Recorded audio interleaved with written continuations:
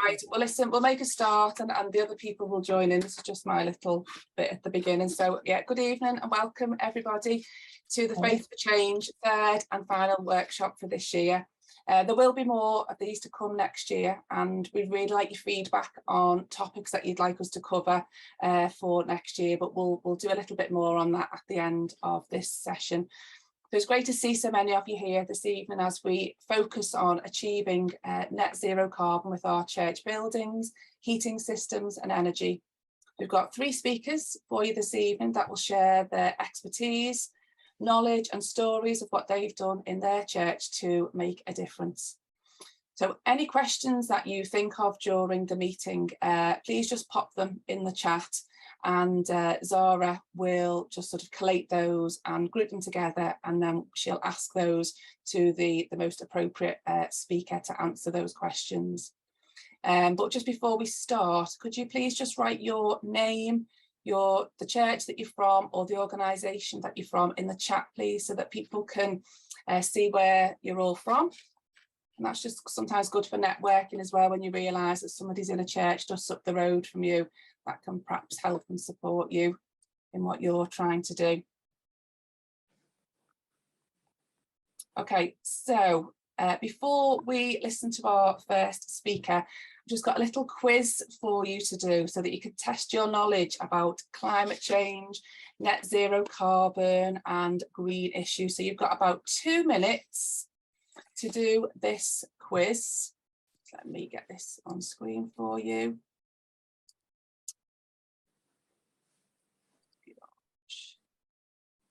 Okay, can everyone see that? Okay, so I'm going to give you 2 minutes just to go through those questions. Don't worry, we're not going to hold the answers against you, but this will just be a little indication perhaps to what you know, what you think you know, or perhaps what you don't know, and we'll just go through them in 2 minutes. You may need to use the little slider bar at the side just to move through those questions. There's 10 of them. Okay, so the first question.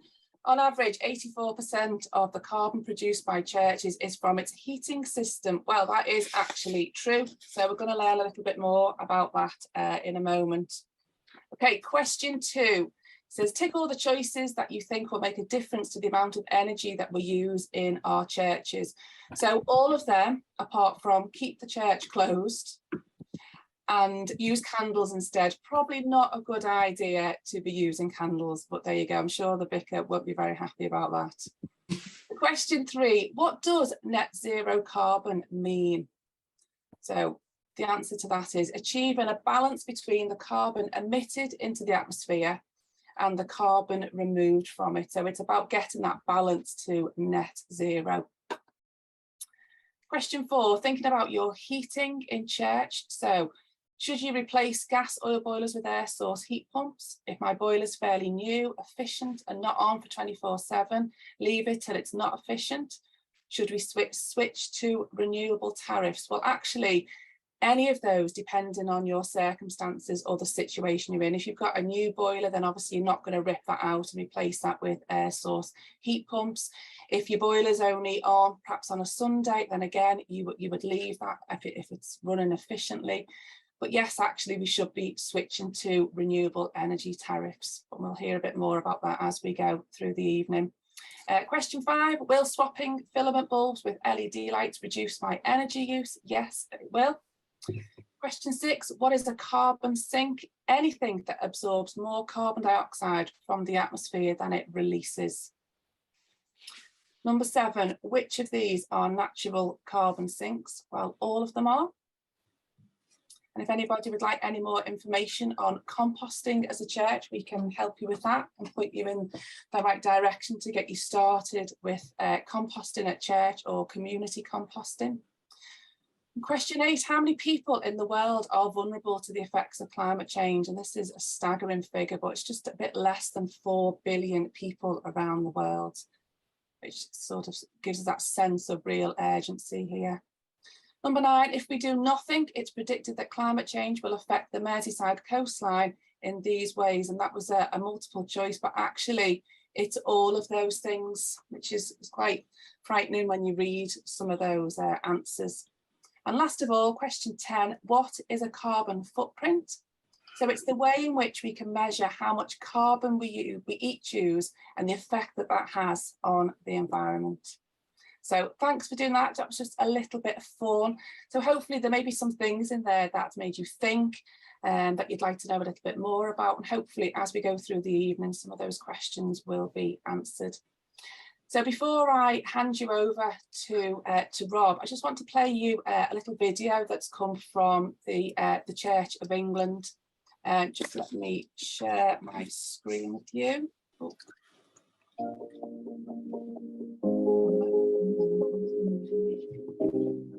We decided we would heat the people and not the building. I'd read an article somewhere about under-pew heating. So I actually contacted a consultant to come and gave us an overview of what we should be doing, which was in fact under-pew heating. The lovely thing is now I can put my hands near the heaters and I can actually turn the pages in the hymn book and the prayer book in a much more relaxed way instead of being taut and shivering.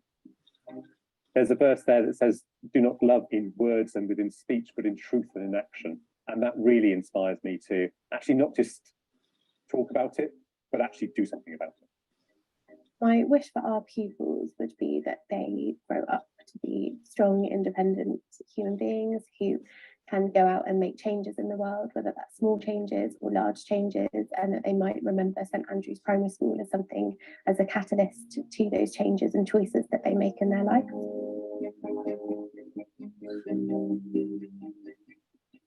At the very end of the Bible, in the book of Revelation, a new heaven and a new earth, heaven and earth brought together, the good in the physical creation fulfilled in God's ultimate plan. And the fact that that God doesn't discard the creation that we have now, but he fulfills it, to me says what we have now is so important and we need to take care of it because it has eternal value. We wanted to refurbish and renew a very ancient medieval church, really, but with all its problems of poor heating and poor lighting and loss of energy. We also wanted to make the space more accessible for everybody. So we took out 70 Victorian pews and inserted new underfloor heating with air source heat pumps. Just hope that everybody is seeing what I'm seeing and everybody is willing to make those changes. The hope for the future is that we can do this, but we must start now. It's all our responsibilities to do this now. We are stewards given by God to care for creation. And if we don't do that as a church, then we are not being Christian and caring for all.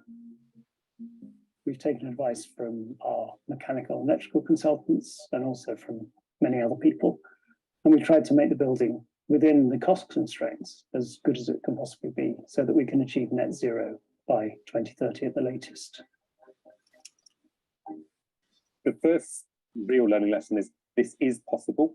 We can make existing schools, which are a complete mix of old and new. We've got the technologies that can make schools net zero carbon, and we've got them here today, and they can be done. This school proves that.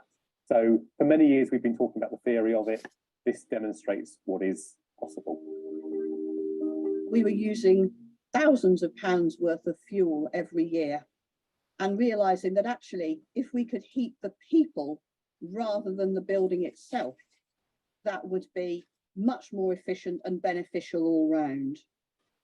People have found them very useful, the fact that they can use that cushion in a variety of ways. So you can either sit on it, you can have it on your lap and put your hands on it. Wherever you're feeling cold, you can direct that heat in a way. I think anything that we can do to help the effects of climate change is good, because like where we're heading, if we don't do something, I mean, it's just going to be a disaster. So it's really good that what we've been able to do here is going to take us to zero emissions.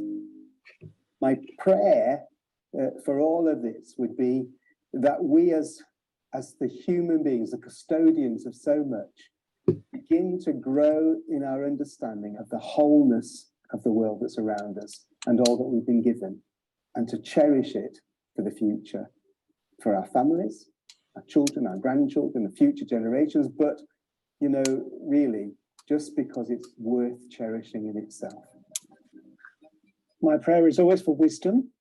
My prayer is always for knowing what the right thing to do is. And my prayer is always for energy, especially in this as well, because we need to work hard to make the changes. To achieve net zero, we all need to work hard together.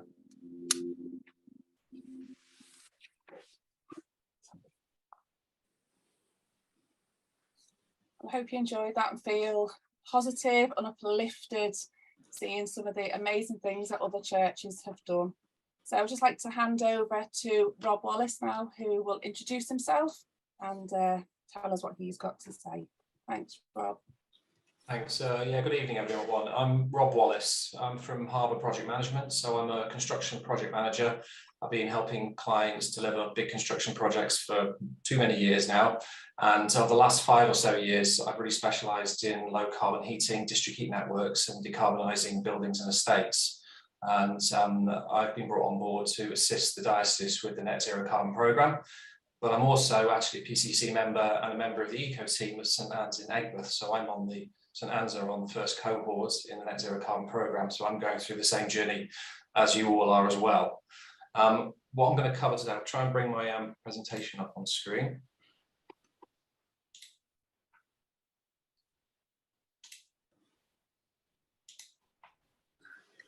Can everybody see that? Yeah. Okay, so I've not got long, there's a lot to cover, so I will skim through things, but there's a chance to ask me some questions at the end that I will try and answer.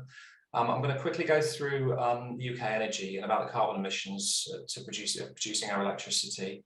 I'm going to talk quite a lot about heat pumps. I'm going to touch on solar panels, roof insulation, and energy efficiency, and these are the things that we're finding are the real things that you can do to make a difference in your churches. And then part 6 is just to think some things that you could possibly do now. And I've also been asked to quickly run through the heating system form, church heating system form that some of you have been sent, and I believe just a little bit of clarity is needed on how to fill that in. So in the quiz, as you stole my thunder a little bit, my first slide is just to point out that 84% of the energy use in churches is on heating.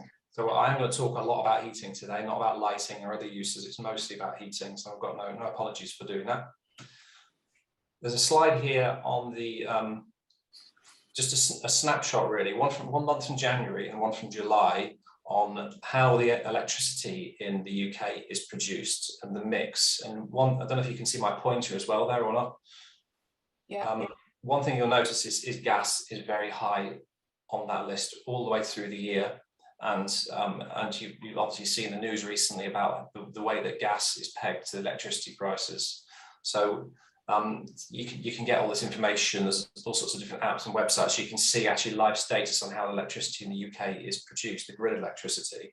So irrespective of whether you buy renewable energy, that's actually how your electricity is produced. So you can see the swing between summer and winter. There's a bit of difference between wind and solar, but this gas is very, very predominant at the moment. Now, that's not always been the case. So there's a slide here that I've put together showing the carbon intensity of the grid. And I put gas in to show the carbon intensity of using gas from the grid on the red line there, the current figures. So you can see back in 2010, using gas was actually quite low carbon, but the grid has shifted quite dramatically more towards renewables over the last few years. And around about 2019, it became better to use grid electricity to generate heat in buildings in particular compared to using gas. And the figures there show the UK's projected movement towards more renewables. And in the future, that gap is just going to projected to get even bigger as we phase out gas. So that brings us on to how do you actually use electricity to generate heat in your churches? And we've mentioned already about heat pumps in the video that was on a moment ago. And effectively, these are, think about a refrigerator in reverse. I'm not going to go through the technicalities of it, but it's an extremely efficient way to use electricity to heat with or cool as well. They come in high or low temperatures. The low temperature ones being more efficient than the high temperature ones, and the high ones are similar to kind of gas temperatures, but generally they work at a lower temperature. You can use air or ground to provide the base load heat, and you'll hear air source or ground source, and air source are much easier because you just extract the heat from the air outside. A ground source, you need boreholes, so you need to drill into the ground and extract the heat from underground. As I mentioned, they ideally worked with lower temperatures, so you need well-insulated buildings, which is great for modern homes, not so good for churches, unfortunately. So really at the moment, the best thing to do is, if you're looking at air source heat pumps, is to focus on those buildings that are also in constant use. So focusing on your church halls is something we'd recommend at the moment. The lifetime of the heat pumps is around about 20 years, so they generally work longer than gas boilers. And the technology is really being pushed hard globally, so it's improving quickly, efficiencies are getting better, but they are expensive, there's no getting away from it, and the demand is very high right now. But you can see from the previous slide that electrifying the heat from our buildings in the future is the way to decarbonise. It's generally the strategy for most countries at the moment, to try and electrify that heat. Installation costs, the right, you might not be able to see all the details there, but that's just a budget cost for a church that we've recently looked at in Liverpool. And it's expensive, there's no getting away from it. So this system was about £86,000, the budget, and the heat pump alone is nearly £50,000. The part of the issue of this, you can't just take out your gas boiler and put the heat pump in. You'll need to do all sorts of adaptations, larger pipe work, larger radiators. So generally you will need most of the system to be replaced, which if you've got an old knackered system, perhaps isn't a problem, but if you've got something new, it becomes more of a challenge. Costs are due to go down. So the government is really pushing heat pumps, and what they're hoping to do is by 2025 decrease heat pump costs by 25 to 50% and get them to parity with gas boilers by 2030. So the way that they're doing that is they're pushing big grants into the public sector, billions of pounds being pushed through to decarbonise public buildings, and that's largely to give local authorities grants to install heat pumps and thereby improve the technology and the whole industry, the whole heat pump industry, and that's projected to bring down prices. Unfortunately, churches are considered charities and can't get access to that at the moment, which is quite frustrating. So the reality of heat pumps, with the limited grants available at the moment, it may be a case that your church needs to wait if you can't afford the replacement of your gas boilers for a heat pump. That's just the reality where we are at the moment. And just to remind really that the target is net zero 2030, not 2023. So it's the reality is it could be worth for some churches just having a plan to phase in heat pumps into the future. So the carbon emissions for heat pump, I've put together a couple of scenarios here. Basically, the top one is the 2020 figures, and the top and the bottom table is the 2030 figures. And this is looking at the graph I showed earlier to show that over time the actual grid electricity is decarbonising. So at the moment, if you have in 2022, if you have a gas boiler, the carbon intensity, so every kilowatt hour of gas that you burn emits this amount of carbon, kilograms of CO2, and the efficiency of a gas boiler, a good gas boiler, is about 90%. So 90% efficiency to generate heat from gas. So to generate a kilowatt of heat, you're talking about 0.2 kilograms of CO2. If you're using electric heaters, they're normally about 100% efficient. So they're slightly better, and the grid electricity is slightly lower at the moment, just as an example.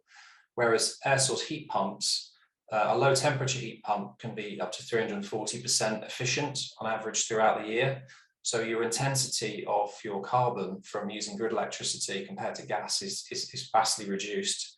And the high temperature heat pumps are slightly less efficient, but still pretty good, certainly much better than a kind of electric radiator. So you can see why here they're kind of well sought after, but the issue is the expense of them. As we move towards 2030 and hopefully further decarbonisation of the grid, that just gets a lot better. So gas efficiency and carbon factor is not really going to change. So I project it to stay as it is. But the heat pump figures come down significantly. So that's the kind of UK strategy to electrify heat and bring in heat pumps. In terms of the running costs, need to be straight. It's still not cheap to run heat pumps and electricity despite that efficiency, largely because electricity prices seem to be about 3 times gas prices, and heat pumps are 3 times more efficient than gas boilers, and that gives you a kind of leveling off and a parity of cost between running gas and electric. So don't think that you spend a lot of money on a heat pump and you suddenly have a cheaper system. It's not the case, unfortunately, at the moment. I've run a couple of scenarios here, and I think Simon's going to come to in his presentation later about electricity prices and gas prices. And I've literally used my figures from my domestic setting at the moment on this first table. And you can see that a gas boiler with that same 90% efficiency to produce a kilowatt of heat, we're looking at 8.18 pence. Whereas your electric heaters are massively high because they're using electricity, even though they're running at 100%, they're using the electricity costs, which for me at the moment is going to be 30 pence a kilowatt hour. And if you run that through a low temperature heat pump using grid electricity, it's around similar price to running a gas boiler at high temperatures, slightly higher. Now, who knows what's going to happen with gas prices? I've not got a crystal ball. But I just Googled earlier on what people think it might be post-October, and you know the electricity and gas prices are shooting up here. You can see nearly 15 pence for gas, 52 pence for electricity, and it's not really changing the cost differential really between gas and heat pumps. You're looking at 16 pence to run a gas boiler compared to 15 pence to run an air source heat pump.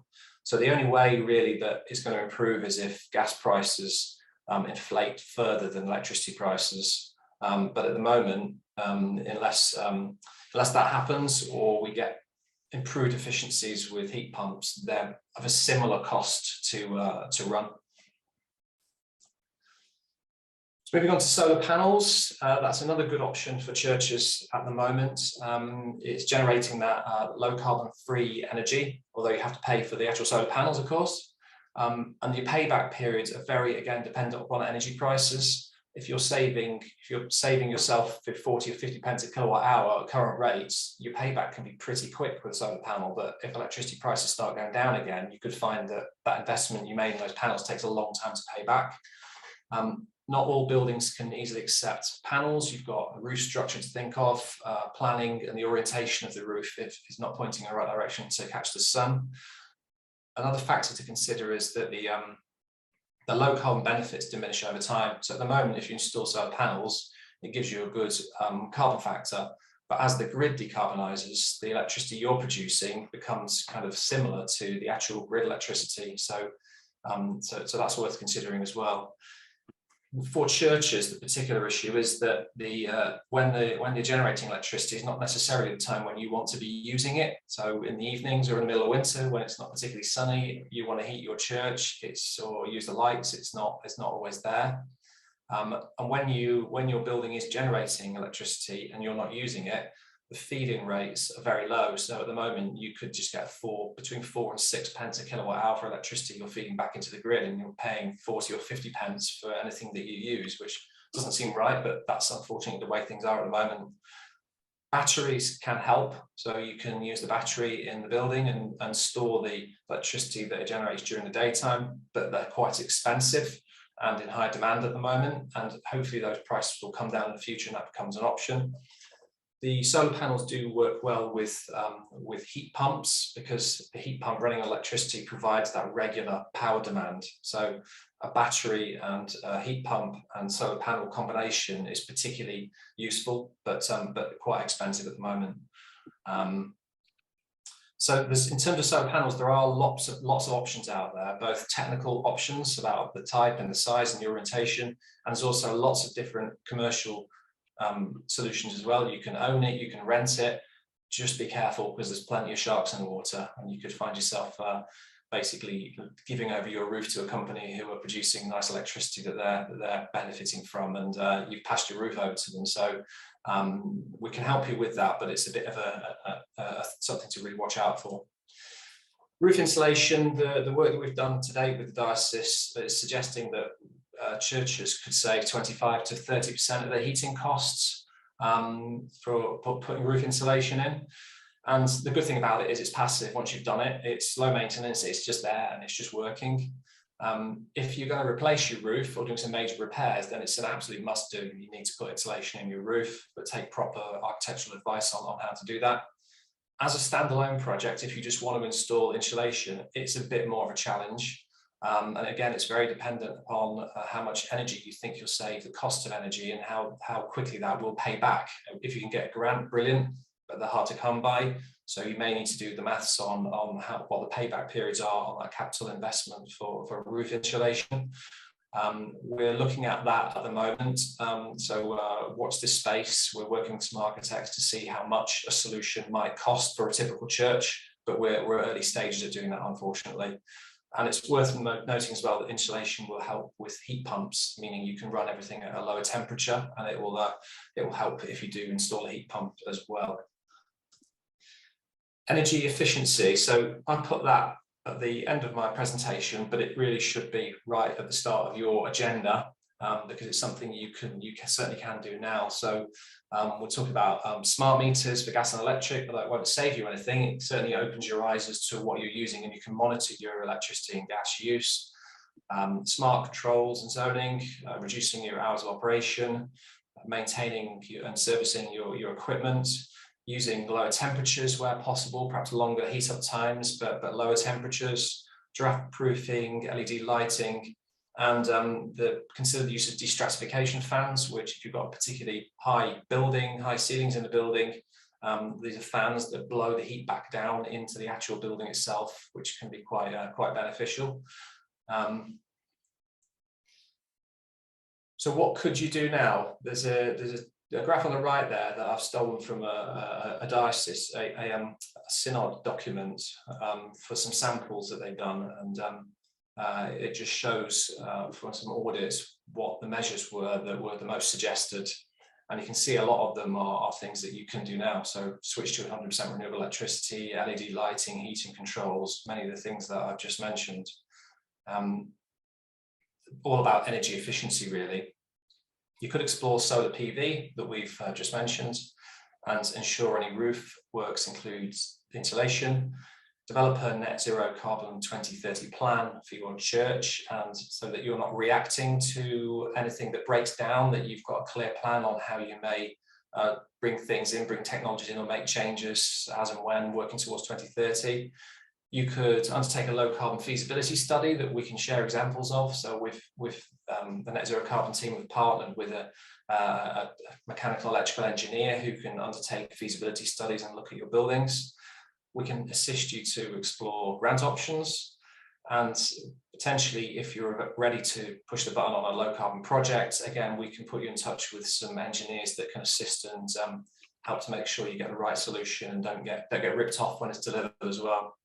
The other things you can do is monitor your energy use and energy prices, so that, as I just mentioned, if prices change, as we know they're going to with gas and electricity, and gas prices start to rocket and electricity prices start to come down, it can quite quickly change the investment decisions and how heat pumps may look for your building. So it's worth just keeping an eye on the market and how things are going, which I'm sure you're all doing anyway.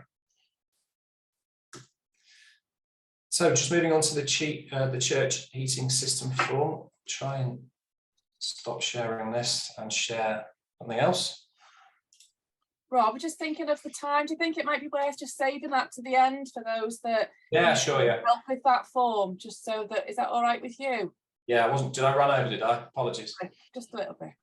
It's fine, it's fine. So if anybody is struggling with the heating form or wants to know a bit more about how they can fill that in, then Rob, if that's all right, Rob, if you can hang around at the end at 1:15, we can go through that with folk if they want to. We've only had 1 or 2 questions in the chat, so what we'll do is we'll save those till the end, if that's okay with folk, and I'll introduce you to Lynn now. So Lynn is from Christchurch, Norris Green, put my teeth in. So she's a fairly new member of Christchurch and only joined in lockdown. She got involved with the eco team after Faith for Change came and spoke at their PCC meeting. Lynn's always been interested in the environment, as their bringing up was very much like The Good Life, those of you that remember it. And so it was natural to serve on the eco team and help them to work towards the Silver Eco Church Award.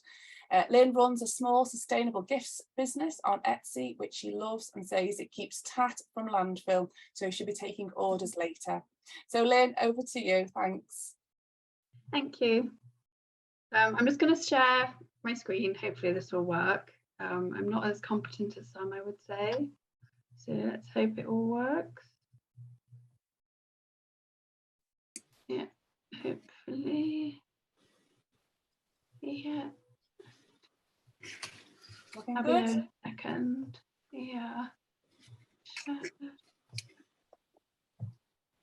Oh, just a second. That should look a bit better. Right, well, being new to Christchurch, it was nice to learn a little bit of the history of the church as I researched for the presentation.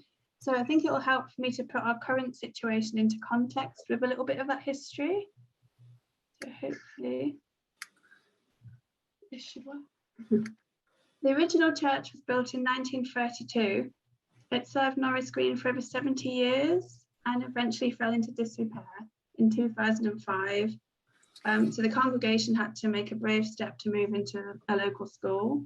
The buildings were demolished in 2006 and converted the next door vicarage into a community centre, providing as a hub for our continued growth. So rather than feeling a sense of loss of the original church, the members felt a growth, that they were actually finding more impact in the community from not having the big church that was sort of hampering them.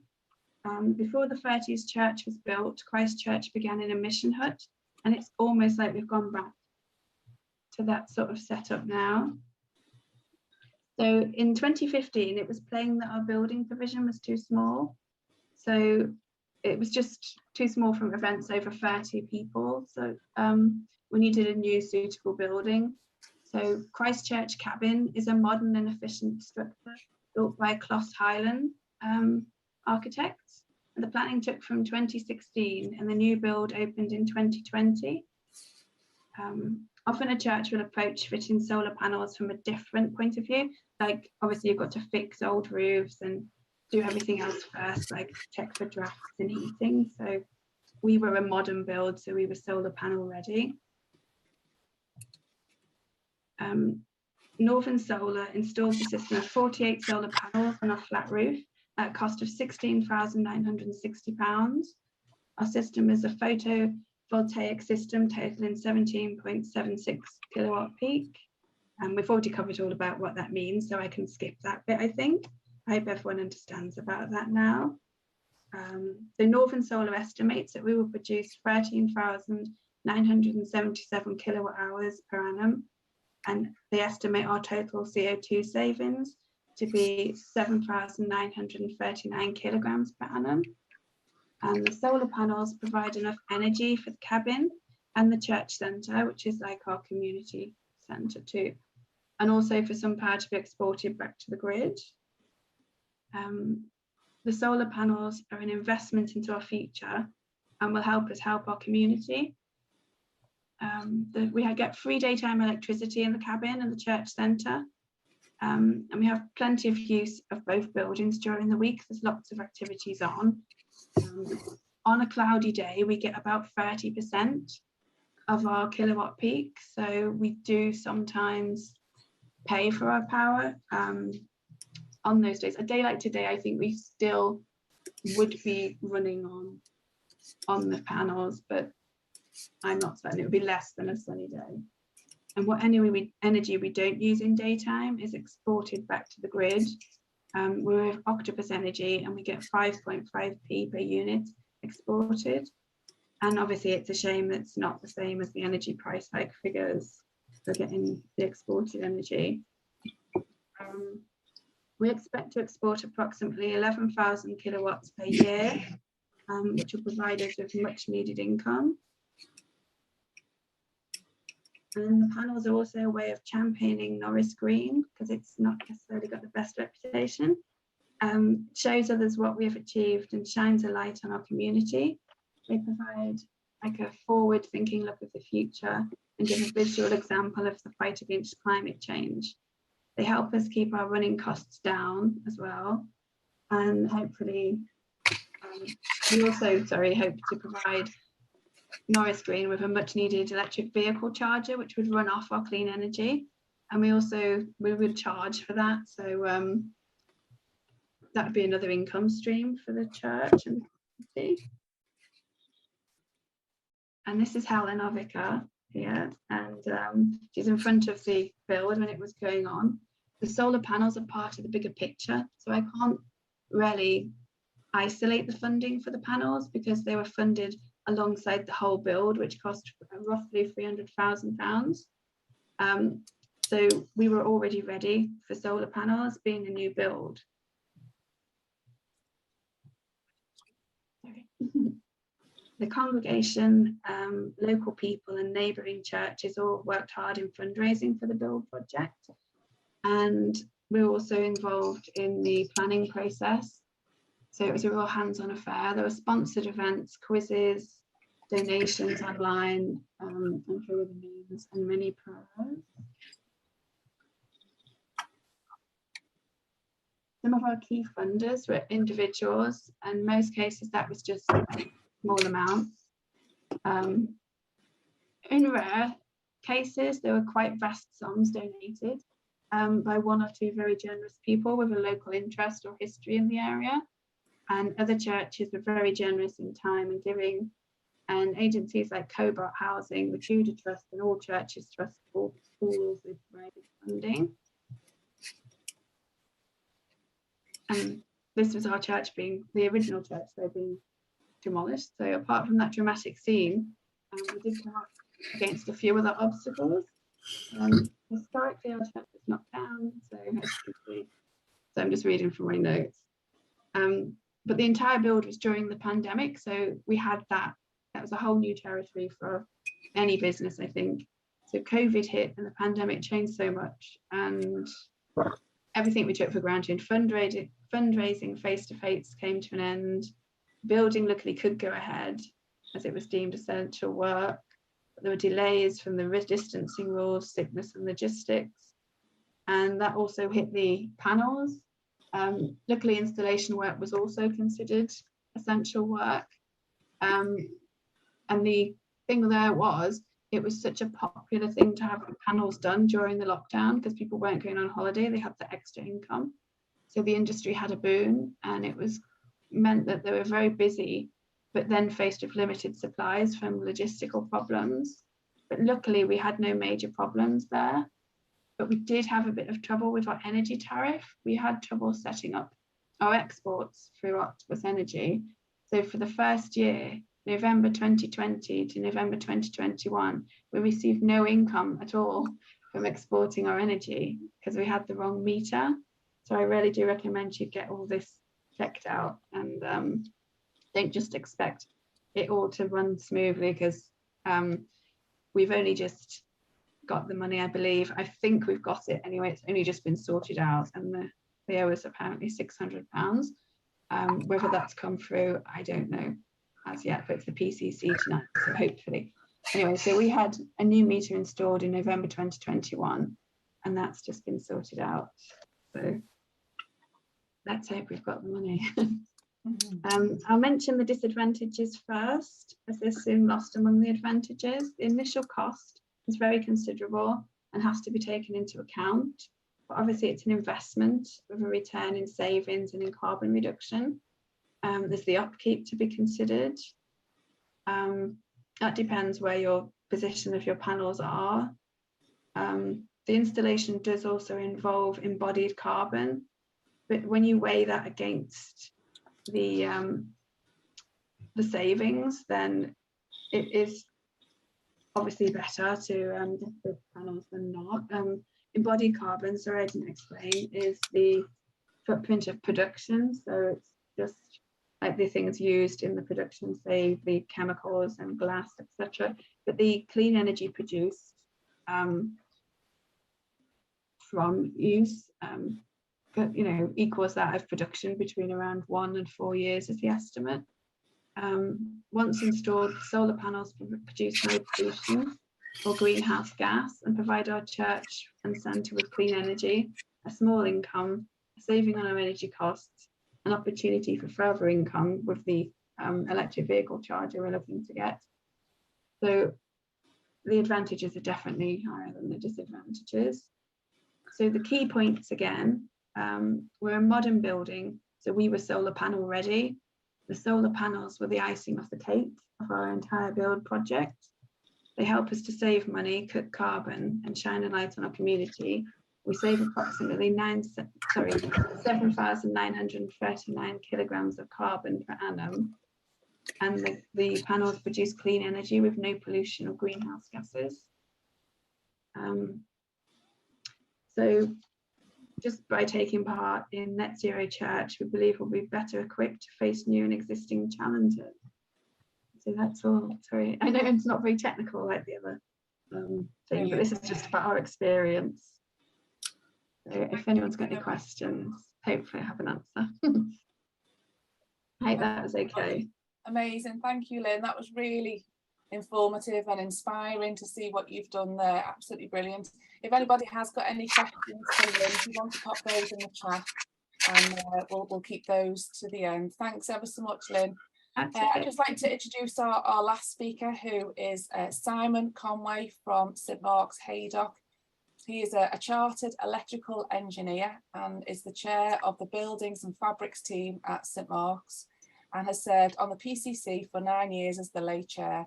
He also led the Sound and Vision team, which provides a YouTube stream to all the 10 o'clock services.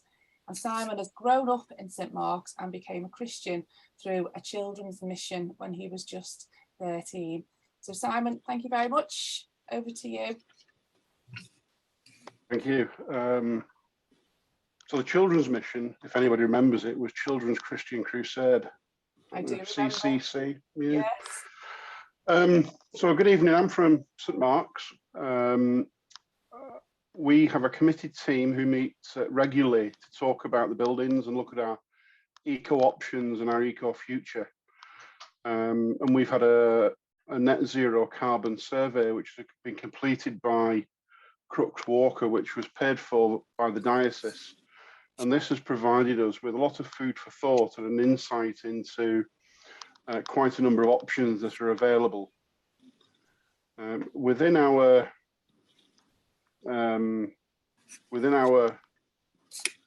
campus, that's the word, we have 3 buildings that we look after and 2 houses. So we have a church, which is a very traditional church. However, we are heated by a product of combustion boiler. What does that mean? We have a fan that sucks in air. You have a chamber where you burn gas, and then you blow the hot air into the building. And that means that this whole building is heated by effectively a hot air gas blower. We use our church, I say once a week. My vicar always takes issue and says it's twice a week. We have a Sunday service in the morning at 10 o'clock. We have a 3 p.m. service, and then we have random funerals throughout the year and other events. We use the building twice a week. The other building we have is our parish centre. Our parish centre is used 6 days a week. It's heated by a maybe 30-year-old conventional gas wet heating system. And it supports a cafe, a dementia group, golden oldies, pre and post school childcare, a food pantry, citizen advice service, a youth group, a new church plant. It's a very, very well used building, and I heartily agree with Rob's earlier comments that if you are looking at technology and things to spend your money on, the buildings that you use most are potentially the places to start. So a picture which many people may be familiar with. This is the gas boiler that fires that building. It was an oil boiler and it's been converted to a gas boiler. How efficient it is, one wouldn't like to guess, but it's not good. Our third building is a charity shop where we sell reasonably priced furniture. By reasonably priced, I mean cheap. We cover the costs of the wages of the employees and running a van for deliveries. And we sell everything from sideboards, settees, beds, through to old pint glasses, wine glasses, books, clothes. We have refugees that come to us, and we have furnished flats for nothing. And it's a real ministry that we've had for 25 years. Our current situation is that we burn 200 megawatts of gas. Most of it is in the church, in that what is now turning to be horrendous gas heating system, and 41 megawatts of electricity. Our electric bill's going up because our food pantry is being more and more utilised by the local community. We started off with 40 people. We now have over 80 people. So the person that manages that keeps buying fridges and freezers and putting my electric bill up. But it's a really important thing in our community and we fully support it.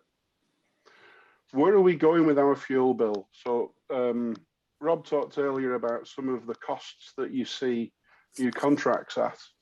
I've just looked at the market for fixed price contracts, and we are now looking at gas at 31p and electric at between 77 and 96p.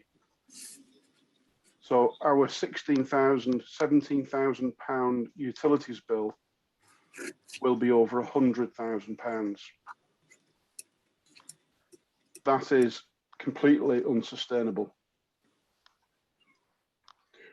So I'm now playing an interesting game of balancing cost saving measures and cost efficiency with net zero carbon, and it's a very difficult position to be in. We are looking, with regard to gas, at a number of options. Many of these have come from the study we did. Air source heat pumps, ground source heat pumps. We're looking at radiant electrical storage heaters and infrared radiant heaters. We're looking at wet underfloor heating from a gas boiler and biomass boiler. But whatever happens, we need to replace our gas heating system in church.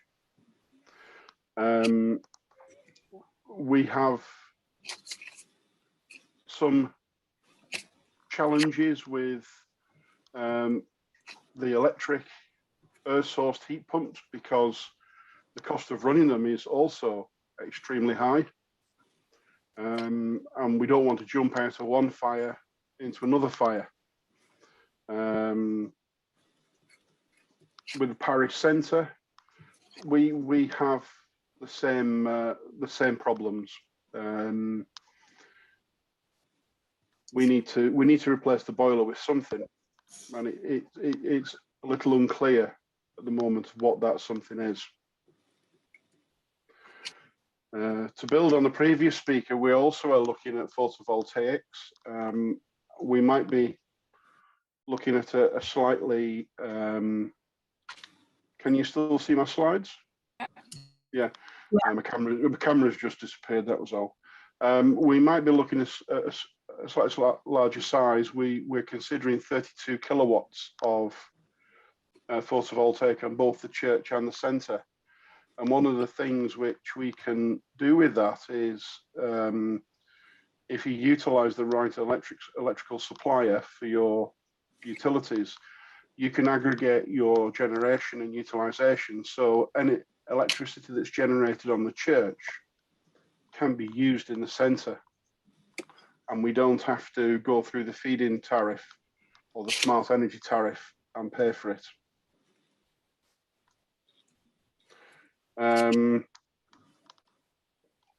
With the church, again, Rob touched on this, insulation. We have a very traditional church.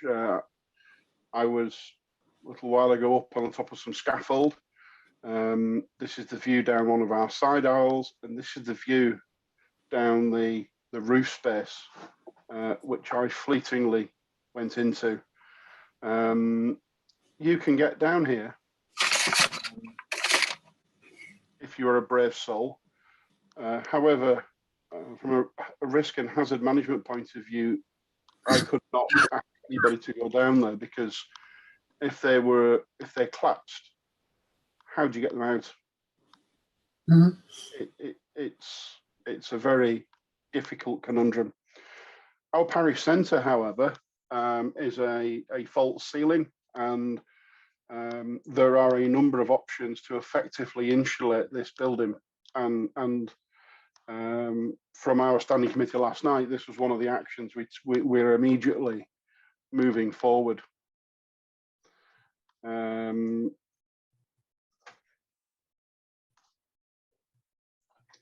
Where do we stand with this now?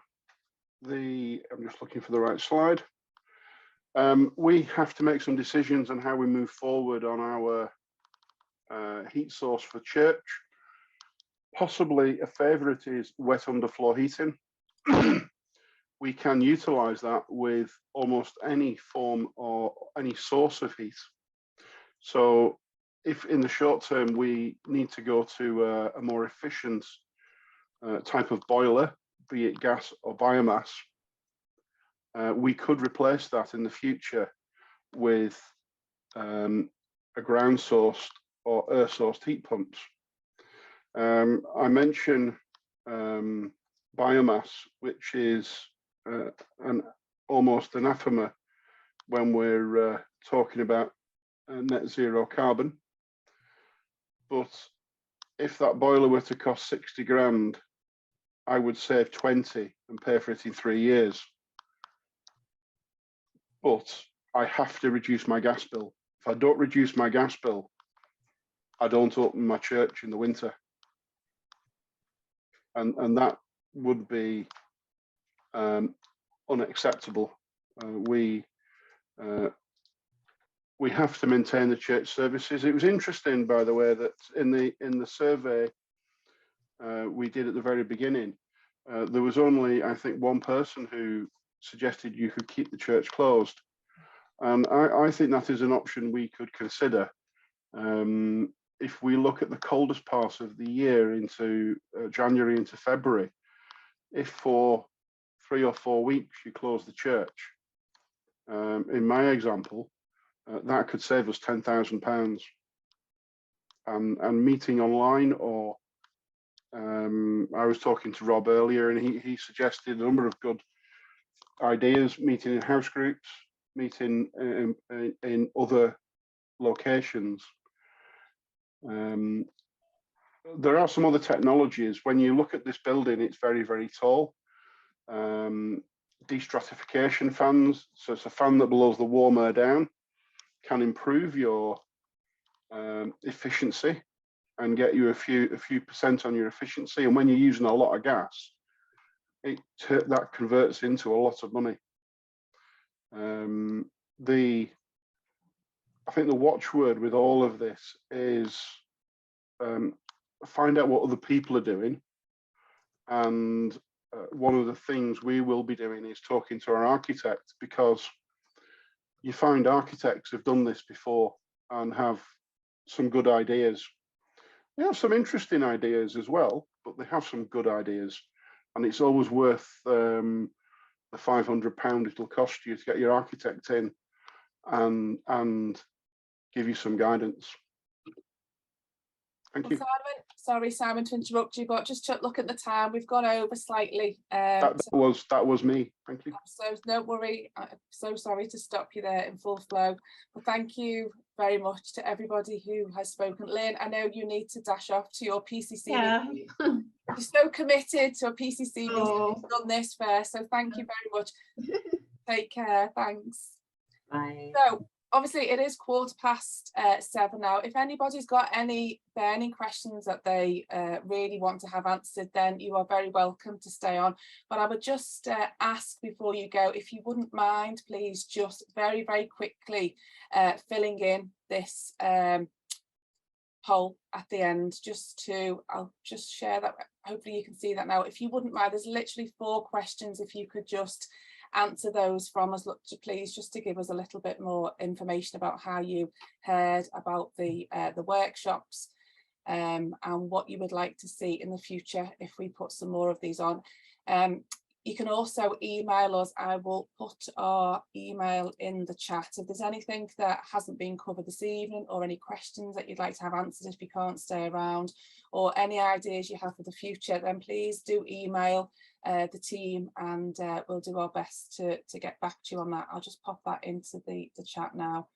But yeah, please feel free to hang around. Zara, did you want to say something? Yeah, just to say that I know we had a question from Paul and Kath, and we had one from Phil. So please, after we've done this poll, please stay and we'll ask you a question, have a chance to answer that, and anyone. There's also, we'll be sending out, I know Emma's going to be sending out the links tomorrow, and we put some stuff in the side panel as we're going.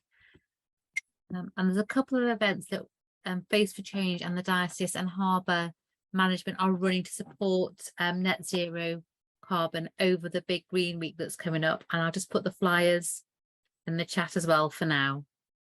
Thanks, Zara.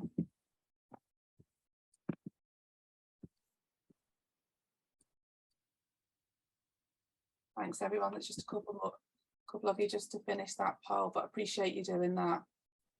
If you need to dash off, that's fine. Thank you very much for being here this evening. But again, as Zara said, if you want to hang around and ask some questions, then you are very welcome, and we will stay, keep the meeting open for you. Thank you, everyone.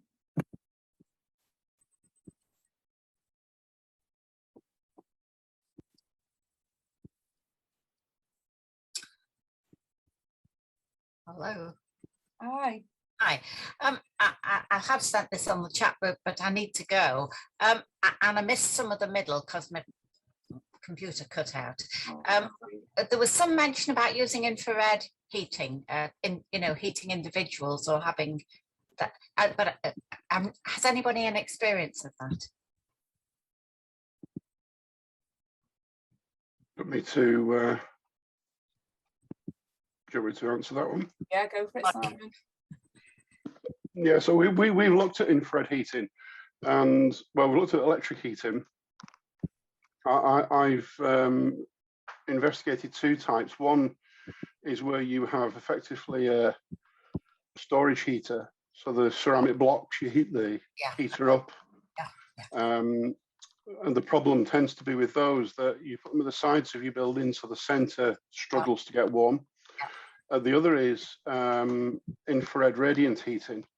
So these are heaters that when they're turned on, they seem to glow red, and they heat the body up, your body. I had them years ago at Holy Trinity, Formby, years ago.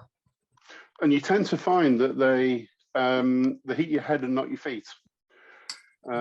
So the consideration we were having was combining the 2 systems. So you use a mixture of both types of heating. What you usually find is you can't actually run both together because you have insufficient power in your building to do that. They tend to be quite power hungry. Yeah. Anybody else? Yeah, we've got those heaters that heat up the red things, and they're horrible. They just heat your head and nothing else. Okay. Okay, I've got a question here that came in earlier. Very. Thanks very much. I need to go. I've got another meeting. Oh, thank you. Good to see you. Okay. Bye now. So one of the questions that came in earlier, and this is a quick one for Rob, is how, you know, with an air source heat pump, how does that work in the winter when it's colder outside than inside the building?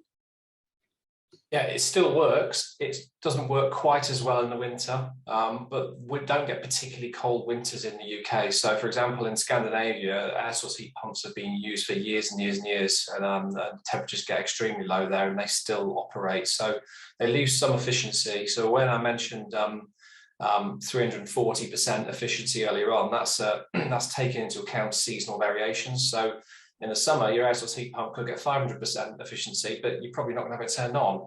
And in the winter, it'll be slightly worse. But yeah, so it does vary, but they still operate well in the cold.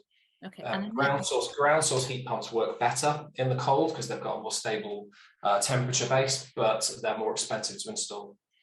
Okay, so the next question we have from before was, it was aimed at Lynn, but either Simon or Rob, I think you might know this answer. How long do solar PV panels take to pay for themselves? If we think about old money versus, so if you think about energy 12 months ago, how long would the outlay have been? And if you're talking about energy costs now, how long do you think you're likely to recoup your power from? So Simon, got an idea? So I've just installed photovoltaics on my house, and at the energy rates which our contract was set at last year, we would have said 9 years. The rates which we're paying today, 6 years. And I think Rob has made the point earlier. You need a crystal ball to predict what the rates are going to do in the future.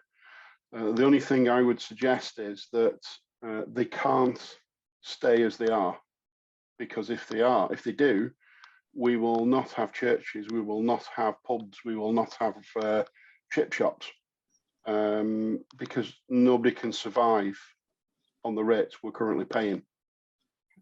Thank you, Simon. And the last question from before is, Rob, can you give an example of how well stratification fans work for high roof church buildings? I haven't got an example, I'm afraid. It's so subjective and depends upon the building. So to do that, you'd need to have sensors measuring the temperatures at different points inside the building, and then you'd need to put the fans in. You need to monitor the changes when you have the fans on. And I'm not aware of anyone having done that in a church. Love to get it done and see how it performs, but you'd need to probably run it for at least a year to monitor that. So I'm sorry, I've not got anything to add on that. I could add a little bit, and I agree with everything Rob said.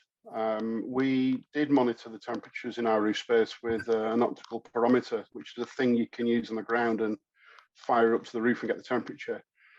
And our roof temperature was 14 degrees higher than the temperature at 2 meters from the floor. So we paid to heat a significant amount of air that's gone. I'll never come back. Of course, if you've not insulated your roof, that heat's just leaking straight out as well. So destratification fan works much better if you can insulate your roof as well. Okay, and that's the last of my pre-asked questions. So I'm going to open it back up to the floor for anyone. There was somebody asking about those cushions. I'm really into the idea. We've got a high roof ceiling, as Paul will tell you. So I'm not convinced by destratification fans, but I love the idea of heating the person. So where are those cushions from? Somebody asked for that. In that video. Have you looked into that, Paul? Well, I've just put a link in. Oh, sorry, I only put it to John T. I didn't put it to everybody. And there is actually a Church of England webinar coming up on the 4th and 7th of October to talk exactly about that subject. I'll put the link to everybody. So should we wait until that? Maybe they'll give us a shopping list. And a discount code, hopefully. That'd be great. Bill, do you know if items like that are going to be really supportive for churches are going to turn up on parish buying and stuff? I don't think so as yet. I think it's something we'll have to wait for. But those webinars are really good that Paul just mentioned. There's quite a few of them on the national website. You can get to those through the link that I put a bit further up the chat. Thank you. Anyone else?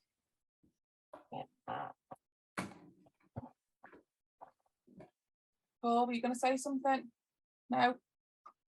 Sorry, no. No, oh, you looked as if you were going to say something. Well, it would be interesting, sorry, just as a final point, if there was a way of knowing what other churches might make the decision to close during the cold months. Because I can just see, I mean, I don't know if we'll need to in our church, but, you know, I can just see if you suggest that, it's like, oh, what a terrible thing. Whereas if actually we were able to say, you know, there's about 15 churches who are making this decision, who've got high roofed buildings and, you know, this is a decision we're going to have to make. I just wondered how we could keep that bit of information circulating, or whether there's any way of collating that if people are making that decision. I'm not saying we should at church, but you know what I mean? It's just when you act in isolation, you feel as though you're the one making a really terrible decision.